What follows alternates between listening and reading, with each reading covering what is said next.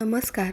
श्री विष्णूला तुळस अतिप्रिय आहे म्हणून तिला हरिप्रिया असे म्हणतात आणि तुळशी विवाह हा प्रत्येकाने आपल्या घरी करायलाच हवा. तुळशी विवाह केल्याने तुमच्या आयुष्यातील तुमच्या घरातील सर्व समस्या पूर्णतः नष्ट होत असतात. तर आजपासून तुळशी विवाहाला सुरुवात होत आहे. आज द्वादशीपासून तुळशी विवाह करत असतात. तुळशीचे लग्न लावण्याआधी संध्याकाळी तुम्हाला इथे लावायचा आहे. असाच एक दिवा लक्ष्मी प्राप्ती होईल, सर्व सुख प्राप्ती होईल आणि तुमच्या घरामध्ये ज्या काही समस्या असतील त्या 100% पूर्णतः दूर होणार आहेत. तर असा हा दिवा कोठे लावायचा आहे, संध्याकाळी कोणत्या वेळेत लावायचा आहे, सविस्तर आणि संपूर्ण माहिती मी तुम्हाला याच व्हिडिओमध्ये देणार आहे. त्यामुळे व्हिडिओ स्किप न करता शेवटपर्यंत बघा. माहिती आवडल्यास लाईक, शेअर, सबस्क्राईब करून बेल आयकॉनला प्रेस करा आणि कमेंट बॉक्समध्ये ओम नमो भगवते वासुदेवाय नमः, जय श्री माता लक्ष्मी नमो नमः लिहायला अजिबात विसरू नका.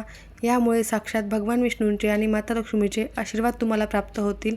तुळस ही माता लक्ष्मीचेच रूप आहे आणि तुळशी विवाह हा विष्णुरूपी शाळीग्रामशी तुळशीचा केला जातो. किंवा तुम्ही राधाकृष्णाची फोटो किंवा मूर्ती देखील तुळशीच्या समोर ठेवून हा विवाह संपन्न होत असतो. आणि कृष्ण देखील विष्णूचेच एक रूप आहे. त्यामुळे तुम्हाला या दिवशी माता लक्ष्मी आणि भगवान विष्णू यांच्या आशीर्वादासाठी हा एक उपाय आवर्जून करायचा आहे. तर आजपासून तुम्ही केव्हाही जेव्हा तुम्ही तुळशी विवाह घरी करणार आहात तेव्हा तुम्ही हा उपाय करायचा आहे. तुम्ही आज करत असाल तर आज करा किंवा पौर्णिमेपर्यंत तुळशी विवाह चालत असतो तर तुम्ही तेव्हापर्यंत कधीही केला तरीही चालेल. कारण कार्तिक शुद्ध एकादशीपासून म्हणजेच कालपासून पौर्णिमेपर्यंत कोणत्याही दिवशी तुळशी विवाह करण्याची प्रथा आहे. तरी प्रामुख्याने कार्तिक शुद्ध द्वादशीला तुळशी विवाह करत असतात. 2 ते 5 नोव्हेंबर या कालावधीत गोरज मुहूर्तावर अर्थात सूर्यास्ताच्या वेळी तुळशी विवाह करण्याचा मुहूर्त असतो. तुळशीच्या लग्नाच्या दिवशी घर स्वच्छ करावे, घराच्या प्रवेशद्वारावर रांगोळी काढावी, फुले, आंब्याच्या डहाळाच्या मदतीने सजावट करावी, आंब्याचे तोरण आवर्जून घराला लावावे. कारण कोणतेही शुभ काम करण्यापूर्वी आपण आंब्याचे तोरण हे घराच्या मुख्य प्रवेशद्वाराला लावत असतो. त्यासोबतच तुमच्या घरातील तुळशीच्या आजूबाजूला तुळशी वृंदावनाला सुंदर अशी सजावट करावी, रांगोळी काढावी. त्याचबरोबर तुळशीला सौभाग्य अलंकार, नवे वस्त्र याप्रमाणे तुळशीच्या रोपास नववधूप्रमाणे सजवावे. पाटावर तुळशीचे रोप ठेवावे, त्यासमोर रांगोळी काढावी, ते धूप दीप प्रज्वलित करायचा आहे आणि तेव्हाच तुम्हाला हा दिव्याचा उपाय करायचा आहे. तुळशीचे रोप आणि शाळीग्राम यांच्यामध्ये अंतरपाठ धरून मंगलाष्टक म्हणायचे आहेत. जर तुमच्याकडे शाळीग्राम नसेल तर तुम्ही एक राधा आणि कृष्णाचा फोटो किंवा मूर्ती तिथे ठेवू शकता आणि त्यानंतर तुम्ही तुळशी विवाह करू शकता. विवाह संपन्न झाल्यानंतर माता लक्ष्मी आणि शाळीग्राम यांची पूजा आरती आवर्जून करावी, नैवेद्य अर्पण करावा, विधिवत आणि योग्य पद्धतीनेच पूजा करावी. वैवाहिक जीवनात सुख शांती येते आणि घरामध्ये सुख शांती येऊन आनंद निर्माण होत असतो. तुमच्या आयुष्यामध्ये सकारात्मक ऊर्जा ही जास्त प्रमाणामध्ये प्राप्त होत असते. त्यामुळे तुम्हाला प्रत्येकालाच तुमच्या पद्धतीनुसार तुळशी विवाह हा करायचाच आहे. तुमच्याकडे फक्त श्रीकृष्णाचीच मूर्ती असेल तर तुम्ही तुळशी आणि श्रीकृष्णाच्या मध्ये अंतरपाठ धरायचा आहे आणि तसा विवाह लावायचा आहे. विधिवत अभिषेक करून घ्यायचा आहे. गंगाजल पंचामृताने अभिषेक करायचा आहे. तुळशी मातेला गंगाजलाने स्नान घालायचे आहे. त्यानंतर मूर्तीला आणि तुळशी मातेला दागिने, वस्त्र, अलंकार, फुलांनी सजवायचे आहे. त्याचबरोबर बांगड्या असतील तर बांगड्या आवर्जून व्हायच्या आहेत. दोघांनाही पुष्पमाला अर्पण करून हळद कुंकू लावायचे आहे. श्रीकृष्णाची मूर्ती हातात घेऊन तुळशीच्या रोपाभोवती 7 वेळेला तुम्हाला प्रदक्षिणा करायच्या आहेत आणि मंत्रोच्चार करायचा आहे. विधिवत पूजा झाल्यानंतर आरती करून प्रसाद जो काही तुम्ही घेतलेला आहे, मिठाई, नैवेद्य, फळे जे आहेत ते अर्पण करायचे आहेत आणि सर्वांना प्रसाद वाटायचा आहे. सुरुवातीला पूजा झाल्यानंतर विधिवत मंगलाष्टके म्हणायचे आहेत, आरती करायची आहे व त्यानंतर तुम्हाला प्रसाद वाटप करायचा आहे. तर अशा प्रकारे तुम्ही नक्की पूजा करा. पण ही पूजा करण्यापूर्वी असा एक दिवा लावा.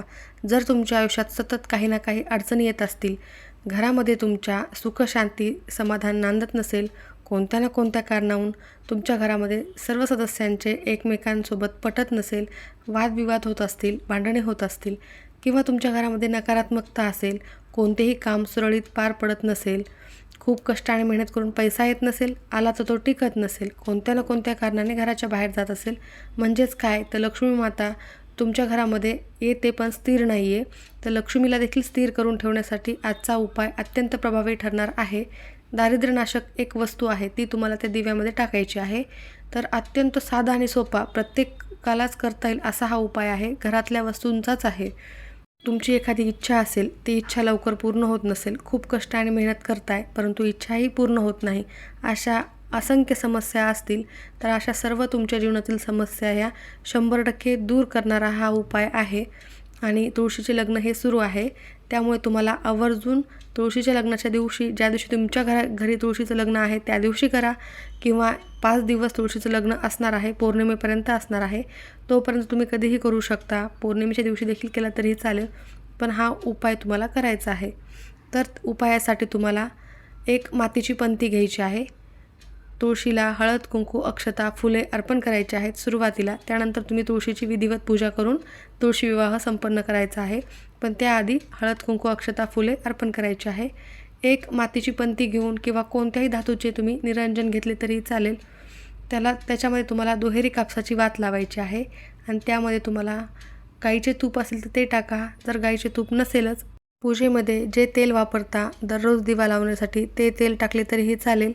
पण तुपाच्या वासाने माता लक्ष्मी आपल्या घराकडे आकर्षित होत असते आणि तुळशी माता ही माता लक्ष्मीचेच रूप आहे, तर तिने आपल्यावर प्रसन्न होण्यासाठी तुम्हाला तूप असेल तर तूप आवर्जून टाका. जर नसेल तर तुम्ही तेल टाकले तरीही चालेल.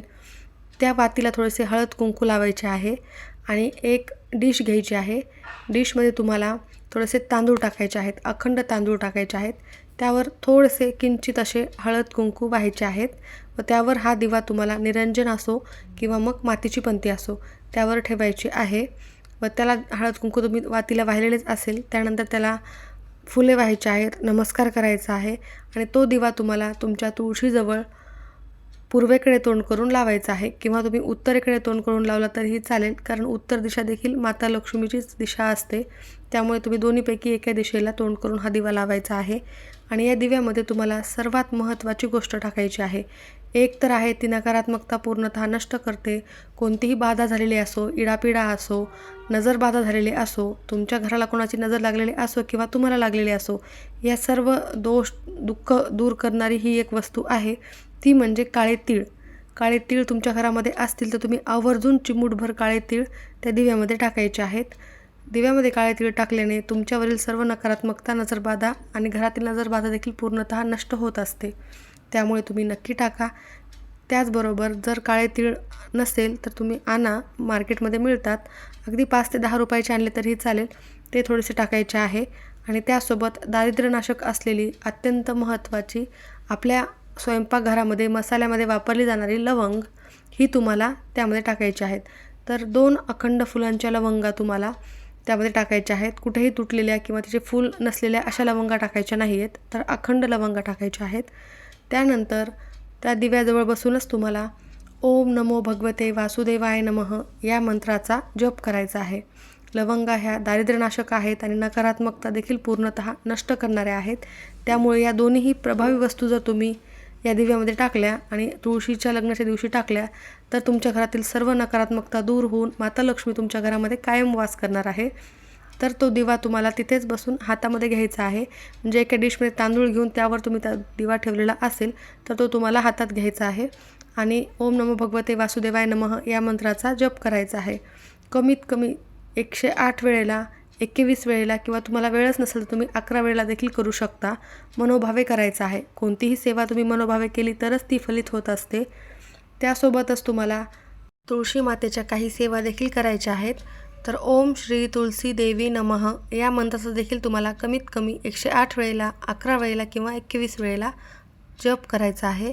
तुळशी स्तोत्राचे पठण केल्याने घरामध्ये सुख, शांती, समाधान लाभते, म्हणून तुम्हाला तुळशी स्तोत्रांचे पठण देखील करायचे आहे.